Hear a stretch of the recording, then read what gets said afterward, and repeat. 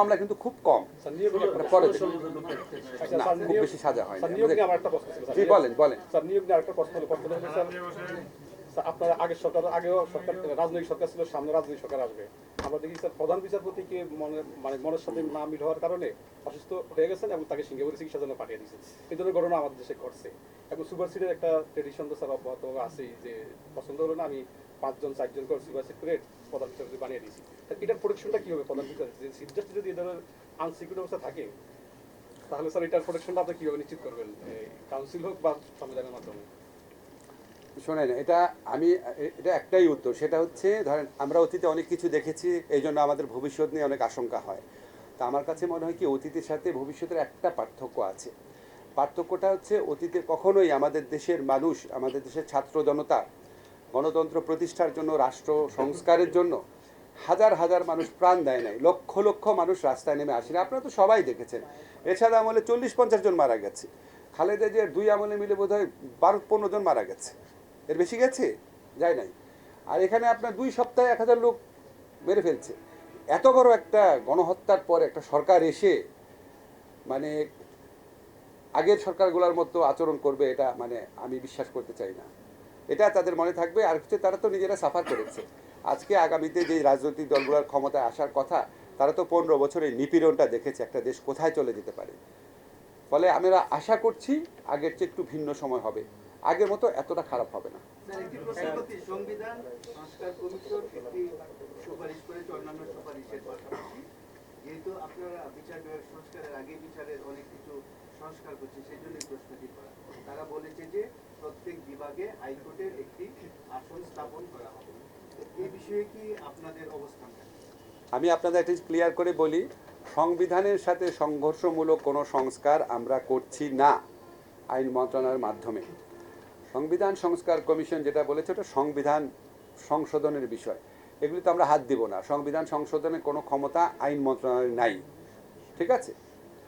কাজে আমরা শুধুমাত্র সেগুলি করব, সেই সংস্কারগুলো করছি যেটার সাথে রাষ্ট্রের শক্তি এবং সক্ষমতা জড়িত, রাষ্ট্রের প্রতিষ্ঠানের শক্তি এবং সক্ষমতা জড়িত, এবং যেগুলি ব্যাপারে ব্যাপক ঐক্যমত্র বহু বছর ধরে সমাজে প্রতিষ্ঠিত। আপনি কি চিন্তা করতে পারেন কোনো রাজনৈতিক দল বলবে যে না উচ্চ আদালতে বিচারক আমার ইচ্ছা মতো নিয়োগ হবে? কেউ বলবে না। এটা আমরা বহু বছর যাওয়া বিচার বিভাগের স্বাধীনতার ব্যাপার, এটা নিয়ে তো আমাদের সমাজে ঐক্যমত আছে।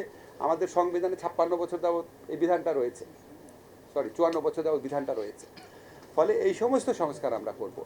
আমরা ধরেন যদি সব সংস্কারের জন্য বসে থাকি, রাজনৈতিক ঐক্যমত যেটা হয়ে আছে, বিচার বিভাগের স্বাধীনতা, এটা তো রাজনৈতিক ঐক্যমত মানে সুপ্রতিষ্ঠিত, এবং আমরা আবার বিচার বিভাগ কমিশনের এন্ডোর্সমেন্টও নিয়ে নিচ্ছি, এটার জন্য আমরা বসে থাকবো না।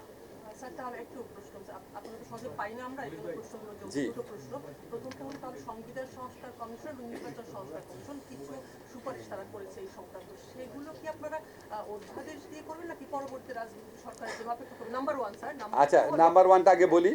সংবিধান সংস্কার কমিশনের রিপোর্টের ভিত্তিতে কি হবে সংবিধান সংস্কার, বিশেষ করে এটা সম্পূর্ণভাবে জাতীয় ঐক্যমত্য কমিশন যে আছে সেই কমিশনই ডিসাইড করবে যে ওনারা কীভাবে করবে। একটা আপনার ইয়েতে নির্বাচনের আগে একটা জাতীয় দলিল করবে কিনা, যাচ্ছে ঠিক আছে যেই দলই ক্ষমতায় আসুক, যে পার্লামেন্টই গঠিত হোক, আমরা এই সংস্কারগুলো করব, বা গণপরিষদের নির্বাচন করবে কিনা, নির্বাচন একই সাথে সাথে পার্লামেন্ট এবং গণপরিষদ দুইটার নির্বাচন করে ফেলো, আপনি আগে নির্বাচিত হলে পার্লামেন্টের মেম্বারও থাকলেন, গণপরিষদের মেম্বারও থাকলেন, সেই প্রক্রিয়া যাবে কিনা এটা জাতীয় ঐক্যমত্য কমিশন ঠিক করবে।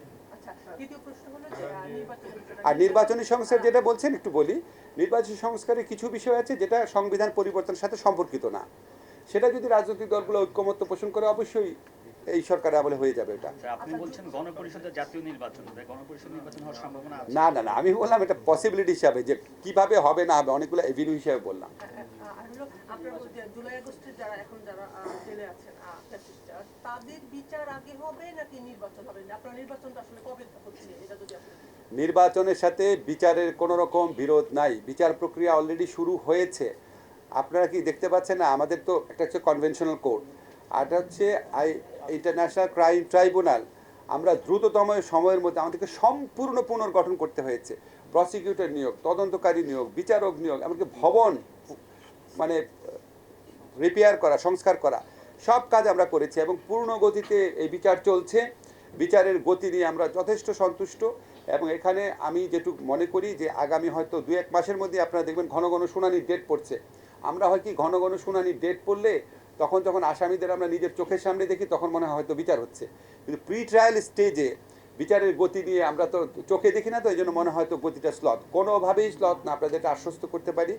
এমনকি আমরা যদি বিচার আরও দ্রুত করতে হয় আমাদের এমনও প্ল্যান আছে, আমরা আন্তর্জাতিক অপরাধ আদালতের দ্বিতীয় শাখা যেটা সেকেন্ড আরেকটা আদালত গঠন করব, উচ্চ আদালতে বিচারক নিয়োগ হয়ে গেলে এই কাজটা আমরা করে ফেলব। এই বিচার কাজের সাথে নির্বাচনের কোনো বিরোধ নাই, কোনো সম্পর্ক নাই। বিচারের গতিতে চলবে। বিচারের গতি নির্ধারণ করে হচ্ছে বিচারক, ট্রায়াল। নির্বাচনের গতি নির্ধারণ করবে হচ্ছে রাজনৈতিক দলের ঐক্যমত্য। এটার সাথে এটা কোনো বিরোধ নাই। এটা আমরা প্রত্যর্পণের জন্য চিঠি লিখেছি। চিঠি লেখার পর ভারত যদি শেখ হাসিনাকে প্রত্যর্পণ না করে তাহলে এটা বাংলাদেশের সাথে ভারতের যে প্রত্যর্পণ চুক্তি সেটা সুস্পষ্ট লঙ্ঘন হবে। সেটা আমরা সেই ব্যাপারে আমরা বিশ্ব সমাজে কি পদক্ষেপ নেব সেটা আমাদের পররাষ্ট্র মন্ত্রণালয়ের মাধ্যমে ঠিক করা হবে। আর হচ্ছে আমরা রেড অ্যালার্ট জারি করা হয়েছে ইন্টারপোলের মাধ্যমে। আমাদের যা যা করণীয় আছে আমরা করে যাচ্ছি, আরও কিছু করণীয় থাকলে ক্ষেত্র বিশেষে চিন্তা করে আমরা অবশ্যই করব। জি,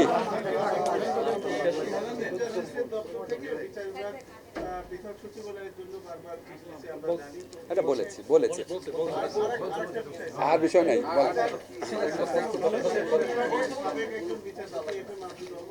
হয়তো বলছেন যে আমরা সংবিধান বলি, কিন্তু সংবিধানে সবকিছুকে এখন মানা সম্ভব হচ্ছে। তো এই সরকার যে উপদেষ্টা পরিষদ এটা তো একটা রেফারেন্সের মাধ্যমে হয়েছে, কিন্তু একটা প্রোক্লামেশন দরকার। এই বিষয়ে কি আপনাদের? এটা নিয়ে আজকে কথা বলবো না, তাহলে আপনি আমার এই গুরুত্বপূর্ণ বিষয়গুলো বাদ দিয়ে ওটারই হেডিং করবেন। আমি শোনেন, আমার যদি প্রোগ্রেস